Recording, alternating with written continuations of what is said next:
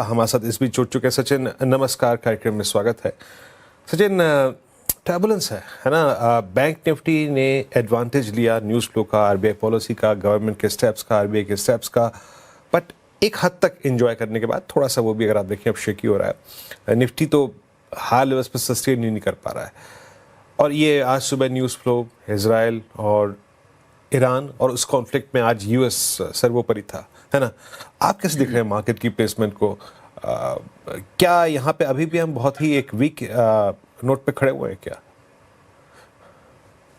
नहीं, मुझे लगता है कि जैसे आप अभी बता रहे थे, जो ऑयल प्राइस है और पर्टिकुलरली ब्रेंट का जो प्राइस है, जो काफी टाइम के बाद अभी $90 या सब $90 में आया है, तो मुझे लगता है कि ये एक्चुअली बहुत ही पॉजिटिव थिंग है। बिकॉज आज लास्ट 3 महीने से हमारे इधर जो एक एनर्जी क्राइसिस हुई, उसके कारण जो अपने करेंसी पे भी इम्पैक्ट आया, और उसके कारण फिर हमेशा एक विशियस साइकिल में जाके एफपीआई सेलिंग भी आता है, या जो भी एक नेगेटिव सेंटिमेंट क्रिएट होता है।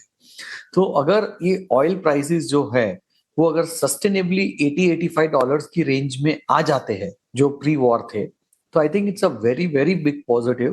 तो एक बड़ा जो नेगेटिव अपने इकोनॉमी के लिए एक बड़ा हैंगिंग स्वॉर्ड था, वो अच्छी तरह से ठीक हो जाएगा, मुझे ऐसा लगता है। So I think actually it's a very good positive development that we are seeing at least in the oil markets for India.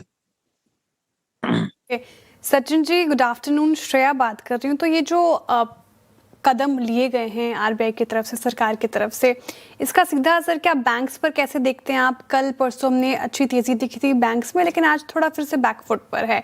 PSU banks, private banks पर क्या आउटलुक अभी फिलहाल? मुझे लगता है कि ओवरऑल बैंकिंग सेक्टर के वैल्यूएशंस बहुत रीजनेबल हो गए हैं। प्लस वहां पे अगर आप रिजल्ट्स देखेंगे तो सबके अच्छे रिजल्ट्स आए हैं। असेट क्वालिटी वहां पे बहुत ही स्ट्रांग है। शायद बहुत सालों के बाद इतना अच्छा असेट क्वालिटी हम लोग देख रहे हैं। और मोर इम्पोर्टेंटली, अगर आप कोई भी बैंकर्स से बात करें तो वहां पे बहुत ही कॉशियस हिसाब से वो लोग अभी अपना लेंडिंग कर रहे हैं। तो असेट क्वालिटी इस तरह से अच्छी रहेगी, वो हमें पूरी कॉन्फिडेंस है। और पर्टिकुलरली जो प्राइवेट सेक्टर बैंकिंग लीडर्स है, वहां पे लास्ट 3-4 महीने में एफआईआईज की काफी सेलिंग हुई है। उसके कारण जो स्टॉक प्राइसेस है वो काफी डिप्रेस हो गए। तो ये एक्चुअली लॉन्ग टर्म इन्वेस्टर्स के लिए एक बहुत बढ़िया अपॉर्चुनिटी हो रही है, क्योंकि आपको जो वैल्यूएशंस में आज की तारीख में प्राइवेट सेक्टर बैंकिंग स्टॉक्स मिल रहे हैं, वो बहुत ही रीजनेबल वैल्यूएशंस है। तो यहाँ से और 15-20% का ग्रोथ, अर्निंग्स ग्रोथ लगता है नेक्स्ट 2-3-4 साल के लिए at least. So from that perspective I think it's a great risk reward opportunity at this point in time. Okay, अच्छा। बाजार ने इसमें भी, बाजार की हर, अगर आप देखें, प्राइस मूवमेंट का एक कहीं ना कहीं मीनिंग होता है सचिन, और लॉजिक होता है। आप देखिए ना, पिछले 5-7 दिन में हॉस्पिटल स्टॉक्स ने क्या परफॉर्मेंस दी है, क्या शानदार मूव दिया है, with some pharma candidates as well, like Laurus को देखिए, आप मैनकाइंड को देखिए, अच्छा मूव दिया यहाँ पर। आप कहाँ पे हेल्थ केयर में या फिर फार्मा में शिफ्ट हुए हैं इस वक्त? हमें ओवरऑल हेल्थ केयर स्पेस अच्छा लगता है। उसमें पर्टिकुलरली अगर फार्मास्यूटिकल्स देखे, तो हम लोग कम से कम 4 या 5 साल से सिग्निफिकेंटली ओवरवेट है, और हमें अभी भी उसमें काफी अच्छा एक बड़ा सेक्युलर मेगा ट्रेंड दिखता है। वो है CDMO space, contract research and the CRAM space, the contract research and manufacturing space जो है, ये कंपनीज जो आउटसोर्सिंग करती, मतलब जो ग्लोबल मेजर्स के लिए जो कंपनीज इंडिया में, उनके लिए कॉन्ट्रैक्ट रिसर्च भी करती है, कॉन्ट्रैक्ट मैन्युफैक्चरिंग भी करती है, डेवलपमेंट भी करती है। ये जो सारे बिजनेसेस है, यहाँ पे एक बहुत बड़ा मार्केट शेयर गेन हो रहा है, चाइना +1, यूरोप +1, क्योंकि इंडिया में जो केमिस्ट्री स्किल है वो पूरा कैपिटलाइज होता है। अपनी जो एफिशिएंसीज है, we become one of the lowest cost producers. And also in terms of intellectual property right, जो आईपीआर होते हैं, वो भी हम लोग बहुत अच्छी तरह से रिस्पेक्ट करते हैं for the global measures, because ये सब पेटेंटेड प्रोडक्ट्स के यहाँ पे रिसर्च फेज 1, फेज 2, फेज 3 और फिर कमर्शियल प्रोडक्शन आता है। तो ये एक बहुत बड़ा सेगमेंट है, और ये लास्ट 4-5 साल से अच्छा किया है, और हमें लगता है कि और अच्छा करने वाला है। ठीक है, हेल्थ केयर और फार्मा स्पेस पर आप काफ़ी पॉजिटिव हैं। सचिन जी, एफएमसीजी पैक पर हाल फिलहाल में आपका व्यू बदला है क्या? जिस कदर आज की रैली है ये क्या कह रही है और आउटलुक यहाँ पर? सी एफएमसीजी स्टॉक्स में एक बहुत बड़ी पॉजिटिव ये है कि रूरल इंडिया में एक बहुत अच्छी डिमांड आ रही है। करीब करीब 2 या 3 साल के बाद हम देख रहे हैं कि रूरल में ग्राउंड लेवल पे consumer demand, sentiment, overall volume growth, आप जो भी बोले, बहुत अच्छा अपटिक है।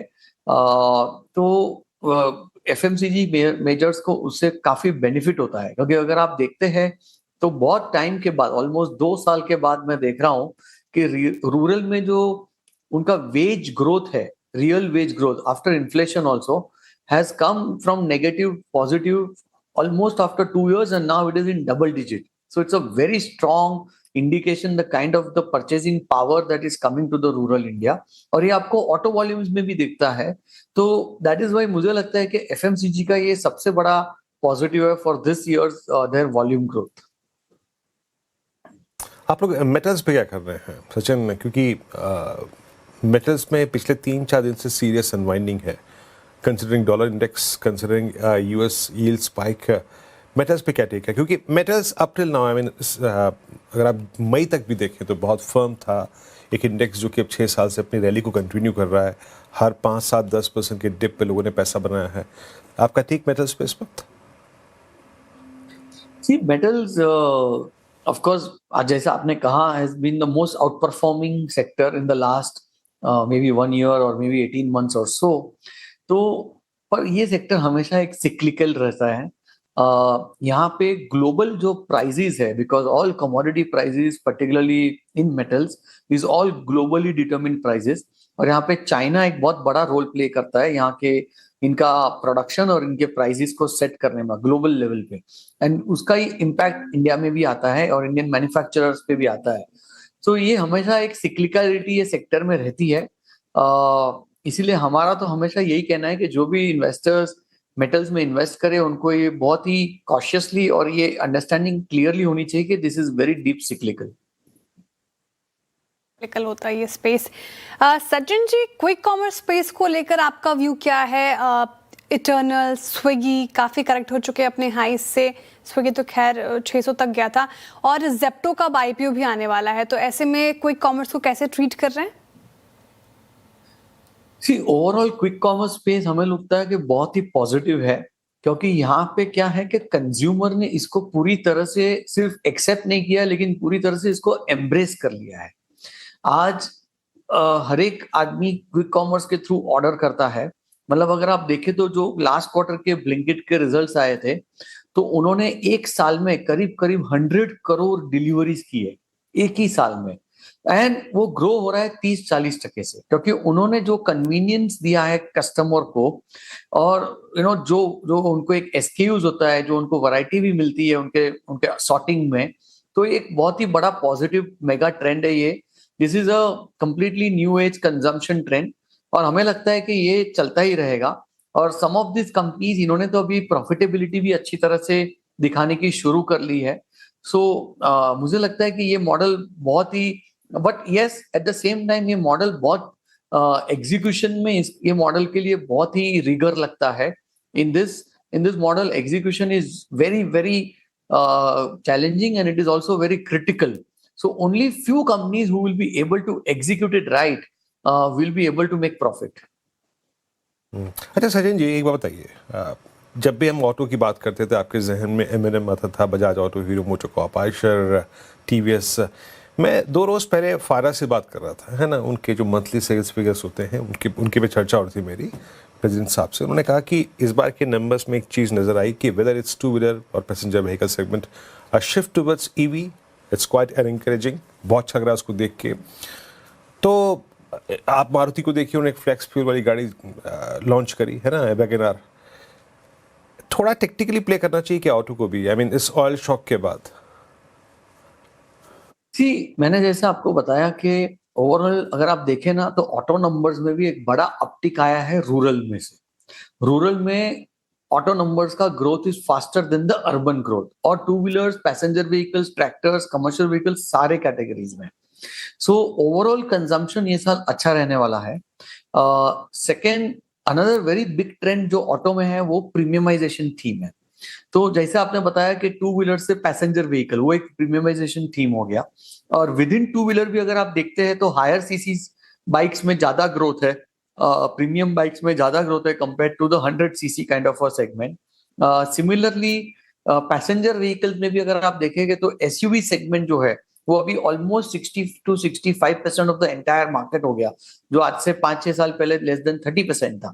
तो वो भी एक बड़ा प्रीमियम ट्रेंड है। और and with in that also अगर आप देखेंगे ना, तो जब कोई एक, जैसे आपने अभी बताया कि मारुति ने एक नया मॉडल या रिफ्रेशर लॉन्च किया, तो हमेशा जब मॉडल लॉन्च होता है तो उनके 3 या 4 वेरिएंट होते हैं। तो उसमें जो अभी पहले मारुति का हमेशा बेस्ट सेलिंग मॉडल होता था, बेस्ट सेलिंग वेरिएंट होता था बेस प्लस 1, अब उनका मैक्सिमम वॉल्यूम होता है टॉप -1। तो अगेन ये प्रीमियमाइजेशन थीम है। तो मुझे लगता है कि ये बहुत ही बढ़िया सेक्युलर ट्रेंड है on the consumption side. Okay, auto space को लेकर आपका ये व्यू समझ लिया। अच्छा सचिन जी, जिस तरीके से AI, data centre, chips, semiconductor केंद्र में है, इन सबको आप केंद्र में रख के क्या आपने कोई पोर्टफोलियो में बदलाव किया है हाल फिलहाल में? हमें लगता है कि इंडिया में सारी कंपनियों को, और पर्टिकुलरली जो कंज्यूमर फेसिंग कंपनीज है, उनको सबको एआई इम्प्लीमेंटेशन और एडॉप्शन करना ही पड़ेगा। जैसे हम लोग अभी बात कर रहे थे क्विक कॉमर्स, तो वहां पे भी वो लोग काफी सारा एआई अडॉप्शन करते हैं।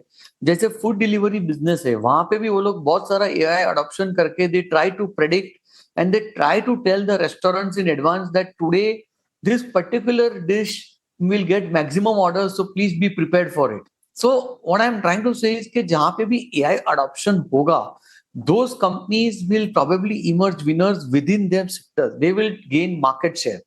तो हम लोग वहीं पर देखते हैं, जो भी और सिर्फ AI की आज बात नहीं है, जो भी कंपनीज टेक्नोलॉजी को एम्ब्रेस करती है वो हमेशा एक विनर रहती है उनके सेक्टर में। मैं एक बात और आपसे पूछना चाहूँगा सचिन जी, क्योंकि गोल्ड सिल्वर प्राइसेस काफ़ी नीचे आए हैं और स्पेशली गोल्ड की बात करें तो मुथूट मन्नापुरम जैसी गोल्ड फाइनेंस कंपनियों में लोगों ने पैसा काफ़ी बनाया है और CY25 CY24 अच्छा पैसा बना के दिया। अभी आपका टेक क्या होगा इस पे, क्योंकि अब टेक्निकली थोड़ा सा वीक पड़ रहा है। It's time to get out in these NBFCs gold finance में। एक्चुअली इन सब के वैल्यूएशंस थोड़े से एक्सपेंसिव हो चुके हैं, क्योंकि लास्ट 2 साल में जो रैली हुई है वो हिसाब से थोड़ा सा स्लो डाउन यहाँ पे हो सकता है, क्योंकि gold loan has been the fastest growing category with in the entire lending space. I mean मैं जब डेटा देख रहा था, आई थिंक कुछ 40-50% से गोल्ड लोन्स ओवरऑल का ग्रोथ हुआ है इन लास्ट फाइनेंशियल ईयर। तो मुझे लगता है इवन फ्रॉम रेगुलेटर साइड कहीं ना कहीं ये थोड़ा सा ब्रेक लगेगा इसमें, क्योंकि they do not want any concentration risk और any risk in a particular category और in a particular asset class. ठीक है, ओके सचिन जी, बहुत शुक्रिया आज हमारे साथ जुड़ने के लिए, तमाम सवालों के इतनी अच्छी तरीके से जवाब देने के लिए बहुत शुक्रिया आपके वक्त के लिए।